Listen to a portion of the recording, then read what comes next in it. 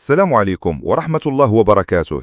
مرحبا بكم في قناة استاد بديجة، القناة اللي كتقربكم من خفايا الأشغال الكبرى في الملاعب المغربية بالصوت والصورة والمعطيات الدقيقة. من التطويرات اللي كيشوفها ملعب مولاي عبد الله حتى المشاريع التأهيل الكبرى بحال ملعب البريد، احنا معاكم خطوة بخطوة باش تعرفوا شنو واقع وشنو جاي في طريق الاستعداد لكأس إفريقيا للأمام 2025. في إطار الاستعدادات اللي دايرها المغرب باش يستقبل نهائيات كأس إفريقيا 2025، كيعرف ملعب البريد في العاصمة الرباط أشغال متقدمة في إعادة التأهيل والتحديث الشامل. هاد الأشغال دخلات مرحلة حاسمة مع بداية تركيب الهياكل الحديدية اللي غادي تشكل السقف الرئيسي للملعب. هذه وحدة من أصعب المراحل التقنية، حيث كتطلب دقة كبيرة في التثبيت وتنسيق محكم بين جميع الفرق اللي خدامة.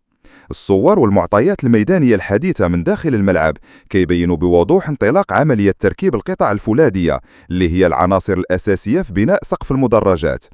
هذه القطع كتركب بطريقة تدريجية ومخططة من جهة لجهة حسب تصميم هندسي كيراعي التوازن والتحمل وتحت إشراف تقني صارم. ماشي غير التركيب، كاين حتى إعداد القواعد الحديدية وتثبيت الدعامات الرئيسية، وهذه كتطلب تنسيق كبير بين فرق الهندسة المدنية والمتخصصين في الهياكل المعدنية.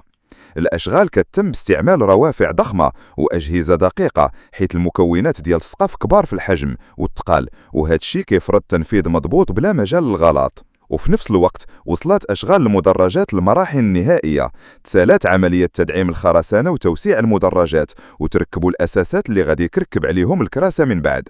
كاين كذلك تقوية الفضاءات المخصصة للجمهور وبناء سلالم وممرات خروج جديدة باش تحترم معايير السلامة العالمية. ومع اقتراب نهاية الأشغال الكبيرة في المدرجات كيتحضروا دابا يطلقوا أشغال تغليف الواجهة الخارجية للملعب.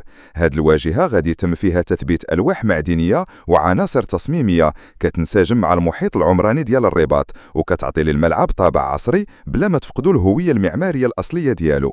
ملعب البريد كيتصنف ضمن أهم المشاريع الرياضية اللي كدار دابا في العاصمة، وكتكمل الأهمية ديالو في الموقع الاستراتيجي ديالو والدور اللي غادي يلعبوا وسط منظومة الملاعب اللي معولين عليها في القان ديال 2025. ما تنساوش تتابعوا قناة أنوار ستاد باش تبقاو ديما على اطلاع بآخر التطورات في مشاريع الملاعب المغربية. إلى اللقاء في فيديو جديد ومعلومة جديدة من قلب ورش الملاعب المغربية.